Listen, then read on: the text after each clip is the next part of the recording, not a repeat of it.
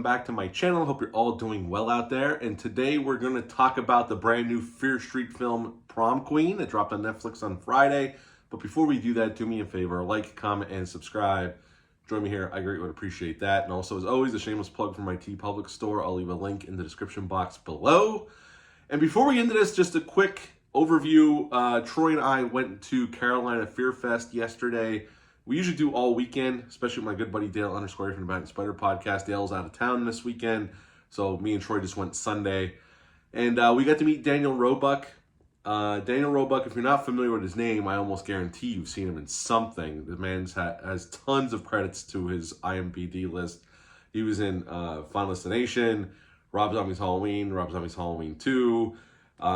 He was in The Fugitive with Harrison Ford and Tommy Lee Jones. Tons and tons of credits. Very nice man. He's originally from Pennsylvania, as am I. We basically shared our love of all things Pennsylvania, like Knoebels Amusement Park and Dutch Wonderland. Very nice guy. And you know what? It was just a lot of fun. A lot of cool vendors. My good buddy Phil from the Spook House podcast, by the way, go over and check out his podcast. Was there. We got to chat with him for a while. Just a good time with a lot of like-minded folks, just celebrating all things horror. So we had a pretty damn good time. Got home last night and basically had a little bit of a mini horror movie marathon. My son had never seen Rob Zombie's Halloween, so we watched that. I watched this, Fear Street Prom Queens, and then I showed Troy a wild one in the Friday the 13th franchise, Jason Goes to Hell, the unrated cut. And it was a nice day. So, but today we're here to talk about Fear Street Prom Queen. Like I said, this is dropped on May 23rd on Netflix. It's rated R. It's an hour and 31 minutes long. This is directed by Matt Palmer, not familiar with any other. He did a few other things, not familiar with any of his work. And the original trilogy that they released on Netflix came out in 2021. I watched all three of those, and I liked those in various degrees. I didn't think they were the greatest thing ever, but I thought they were, a solid horror trilogy. And this is the next step in that, and this takes place in the 80s, and from the title, deals with prom. So right away, when I think of this, I think of Prom Night, the original Prom Night with Jamie Lee Curtis. Two actors in this film that you would know, nobody else I was familiar with, but Chris Klein from American Pie fame is in this film as Dan Falconer. He's a teacher, and his daughter is up for prom queen. And Lily Taylor, who's been in a ton of horror stuff, very notable actress. She's in this as well as an administrator at this school. And Lori Granger's our main girl here. Her family is looked down upon in the community. Her mom was accused of killing her husband, her dad, but it could never be proven. So they're kind of like the black sheep of town. She's a best friend who's into makeup effects and smoking weed, and they're going to prom together, but Lori's going to try to be prom queen as well. And pretty much what we got is people start getting killed on this list of people who this killer starts killing off people that are on the prom queen list that people can vote for. And we get all the tropes, 80s tropes. We get the 80s music, we get some 80s clothing. Did I feel like they did a great job with the 80s aesthetic? Not really, but okay, whatever, it doesn't matter. It's just we get this killer in a pretty cheap looking costume. I preferred the costume. I'm going to compare this to Hell of a Summer that came out a couple months ago. I like the costume of that killer better. The killer's costume here is okay.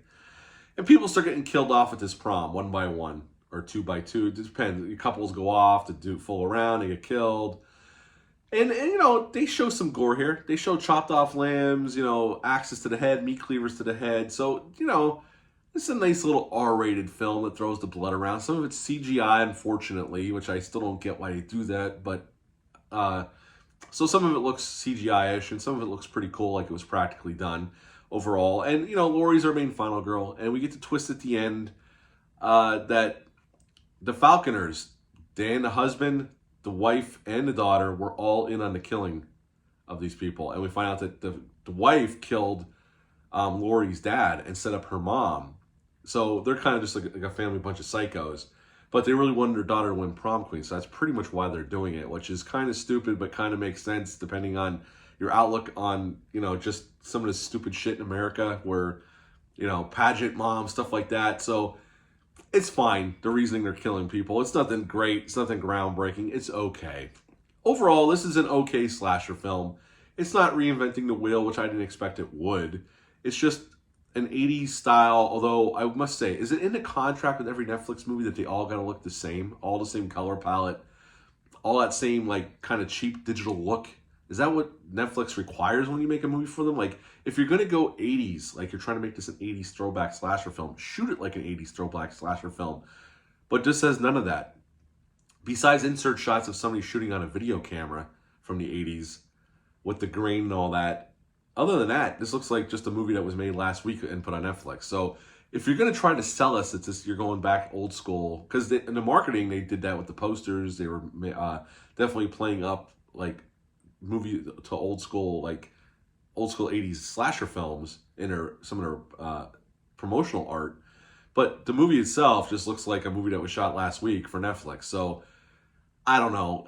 I think they missed the boat. They could do something really cool here. Maybe, although they all shoot them on digital, but at least give it a little bit of grain and make it look like it was shot in the 80s. I think that would have been a cool way to go. Give it the anesthetic, but they don't try to do that. Or that soft tone of like Prom Night, or almost dreamlike quality. They don't even try to go do any of that. But at the end of the day, I had a reasonably enough good time. This is not the greatest slasher film. It's decently acted. The main final girl, Laurie's fine. Again, not top tier slasher material here. This is just a run of the mill slasher film, but I had a good enough time with it that I would give it a 6.5 out of 10. 6.5 out of 10 for Fear Street Prom Queen. Have you seen this one yet? Are you planning on watching it? Leave a comment down below. Let me know. Hit the thumbs up, hit the subscribe button, and share this video. I greatly would appreciate that. That's it for this review, but until next time, bye.